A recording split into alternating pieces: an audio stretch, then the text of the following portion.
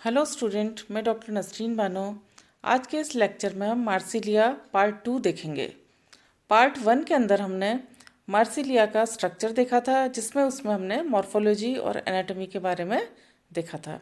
आज हम मार्सिलिया का लाइफ साइकिल देखेंगे।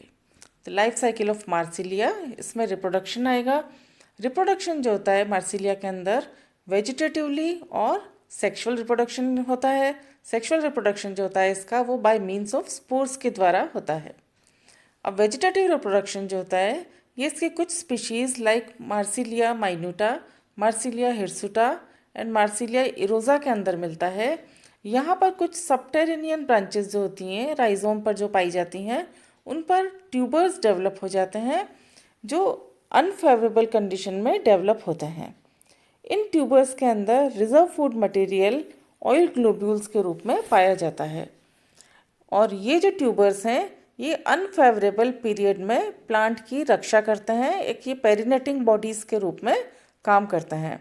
जब फेवरेबल कंडीशन आती हैं तब ये जर्मिनेट होके नया प्लांट प्रोड्यूस करते हैं। और सेकेंड अब हम देखेंगे बाय मीन्स ऑफ स्पोर्स। तो इसमें मार्सिलिया जो होता है ये एक हेट्रोस्पोरस वाटर फर्न है, क्योंकि ये ज़्यादातर इसकी स्पीशीज़ एक्वेटिक होती हैं। और क्योंकि ये हेट्रोस्पोरस है, यानी इसके अंदर दो तरह के स्पोर्स डेवलप होते हैं। पहला है माइक्रोस्पोर और दूसरा होता है मेगास्पोर, जो कि सेपरेट स्पोरेंजिया में डेवलप होते हैं। और यह एक स्पेशलाइज्ड रिप्रोडक्टिव स्ट्रक्चर में डेवलप होते हैं, जिसे कि स्पोरोकार्प कहा जाता है। यानी स्पोरोकार्प जो होता है वो एक ऐसा स्पेशलाइज्ड स्ट्रक्चर है मार्सिलिया में, जो कि हेट्रोस्पोरस यानी दो तरह के स्पोर्स को रखता है, और यह स्पोर्स इसके अंदर स्पोरेंजिया के अंदर पाए जाते हैं। अब ये स्पोरोकार्प जो होता है इसको हम अलग अलग हेडिंग में देखेंगे। पहला हम देखेंगे इसके अंदर एक्सटर्नल मॉर्फोलॉजी ऑफ द स्पोरोकार्प।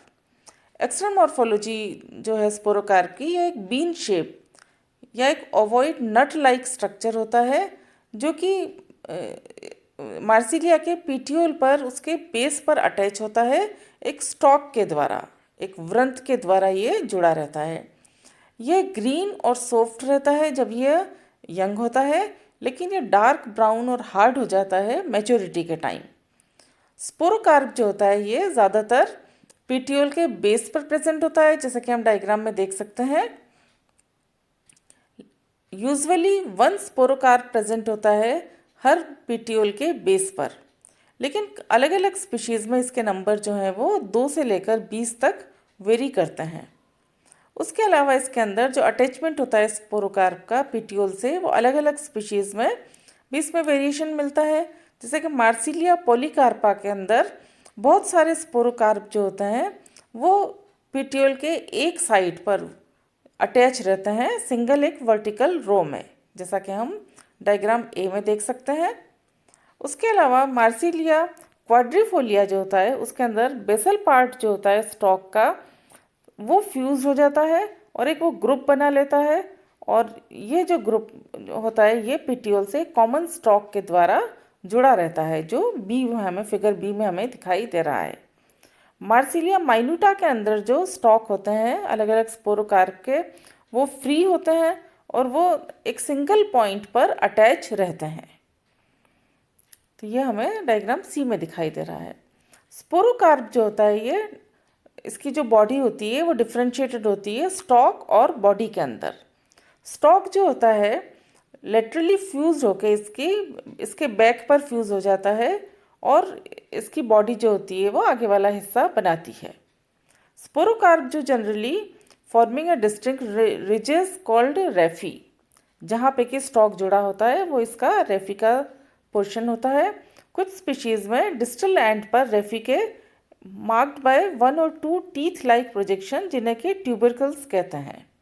तो लोअर ट्यूबरकल होता है जो कि एट द एंड ऑफ रेफी पर प्रेजेंट होता है, वो ज़्यादा स्टाउट और प्रोमिनेंट होता है।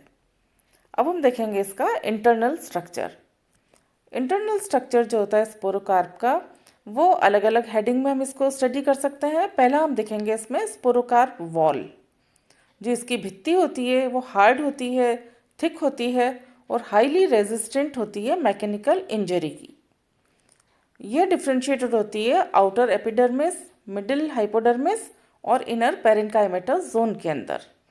सिंगल लेयर जो एपिडर्मिस होती है वो क्यूबॉइडल सेल की बनी होती है जो कि क्यूटिकल के द्वारा ढकी रहती है।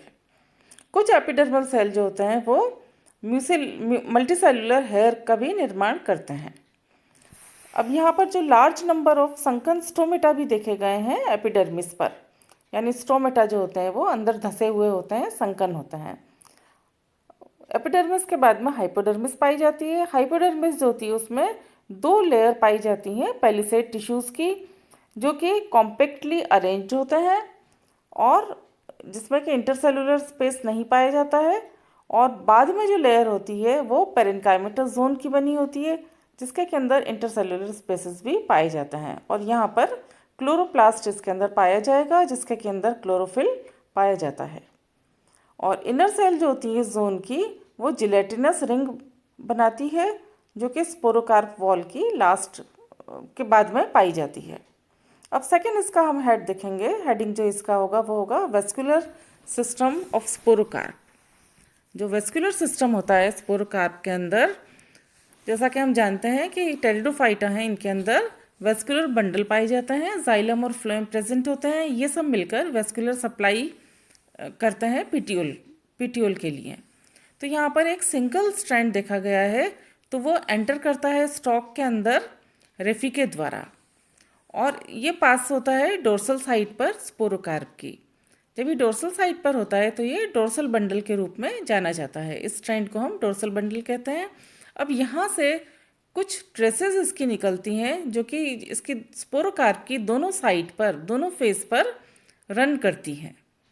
और ये जो होती हैं, जो इस डोर्सल साइड से निकलती हैं, ये लेटरल बंडल या कमिशुरल बंडल के नाम से जानी जाती हैं। ये लेटरल बंडल जो होता है ये आगे जाकर बाइफर्केट हो जाता है या डाइकोटोमसली ब्रांच्ड हो जाता है और ये डाइकोटोमी जो होती है इसकी वेंट्रल साइड पर चली जाती है। और अब ये जो वेंट्रल बंडल हैं ये प्लेसेंटल बंडल के नाम से जाने जाते हैं। तो इस तरह से इसमें वेस्कुलर सप्लाई पाई जाती है। अब इसके अंदर अगर हम इसको सेक्शन काट के देखते हैं जब स्पोरोकार्प का, तो ये अलग अलग इसका स्ट्रक्चर नज़र आता है जो कि अलग अलग एंगल से काटने पर हमें सेक्शन दिखेगा। ये इसकी काफ़ी इम्पॉर्टेंट चीज़ है। तो सबसे पहला जो इसमें सेक्शन की कटिंग की गई है वो है horizontal longitudinal section, HLS, horizontal longitudinal section of sporocarp. इस सेक्शन को स्टॉक के थ्रू पकड़कर अगर हम काटते हैं, जैसा कि आप डायग्राम में देखेंगे, स्पोरोकार्प को हम स्टॉक के थ्रू हाथ में पकड़ेंगे और फिर इसका हम सेक्शन काटेंगे। तो उसमें जो इसका स्ट्रक्चर होगा, जैसा कि आप डायग्राम में देख रहे हैं, इस प्रकार से दिखेगा। यहाँ पर जिलेटिनस रिंग जो होती है वो डोर्सल और वेंट्रल साइड पर दिख रही है। उसके बाद में जो डोर्सल जो मास है वो प्रोमिनेंट होता है वेंट्रल मास से। उसके साथ ही in this plane both micro and megasporangia जो होते हैं वो सोराई के अंदर नज़र आ रहे हैं। सोराई जो होती है ये 2 ऑल्टरनेट रोज में लगी होती है। Each sorus has a receptacle, one with contain terminal megasporangium और 2 माइक्रोस्पोरेंजियम ऑन लेटरल साइड। जब हम इसको देख रहे हैं सेक्शन को, तो इसके अंदर एक तो मेगास्पोरेंजियम दिख रहा है और इसके लेटरल साइड पर 2 इसमें माइक्रोस्पोरेंजियम दिख रहे हैं जिसके के अंदर माइक्रोस्पोर होंगे और मेगास्पोरेंजियम के अंदर मेगास्पोर नज़र आते हैं। दूसरा जो सेक्शन इसका बताया है वो है VTS, वर्टिकल ट्रांसफर सेक्शन। ये जिस तरह से हमने देखा है कि रेफी के साथ में हमने जो डायग्राम में दिखाई दे रहा है, इस एंगल पे हम इसको काटेंगे और ये सेक्शन जो होगा does not pass through stock. Gelatinous ring appears in the form of dorsal and ventral mass as in HLS. The dorsal mass is more prominent than the ventral mass. In a particular plane in VTS, the sorus can be seen either only microsporangia or megasporangia. The lateral bundle extending from the dorsal to the ventral side of the sporocarp can be seen in this view. The placental bundle which arise from the lateral bundle is also clearly visible. इस plane की से खास बात जो है कि इसमें जो लेटरल बंडल होता है वो भी क्लियरली विजिबल होता है। उसके बाद में थर्ड हम इसका देखेंगे वर्टिकल लॉन्गिट्यूडनल सेक्शन यानी VTS ऑफ स्पोरोकार्प, ये VLS vertical longitudinal section of स्पोरोकार्प।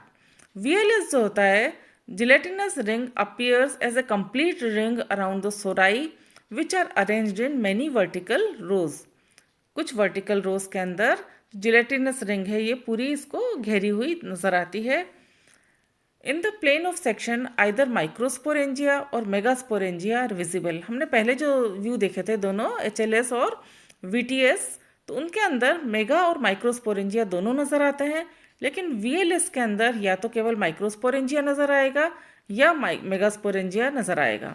अगर सेक्शन जो है वो बीच में से निकला है, मीडियन अगर सेक्शन है तो वो मेगास्पोरेंजिया रखेगा, लेकिन अगर सेक्शन जो है वो स्लाइटली अवे है मीडियन लाइन से तो इसके अंदर माइक्रोस्पोरेंजिया नज़र आते हैं। इसके बाद में जो है development of स्पोरोकार्प।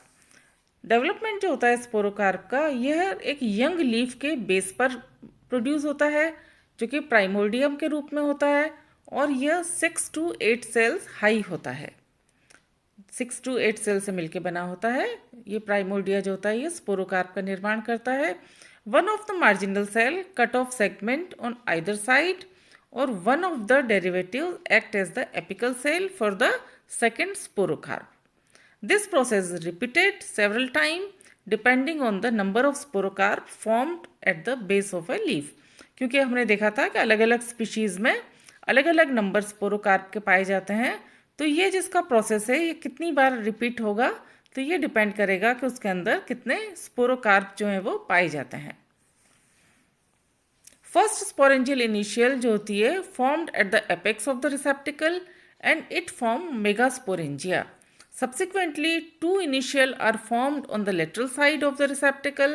They function as microsporangium initial and of these form a microsporangia.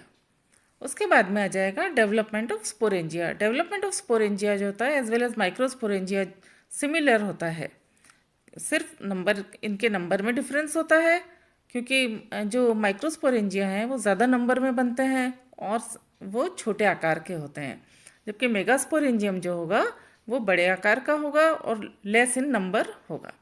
The sporangial initial divide transversely and an outer and inner cell is establish. सबसे पहले एक डिवीजन होगा, ट्रांसवर्स डिवीजन, जिससे आउटर और इनर सेल बनेगी।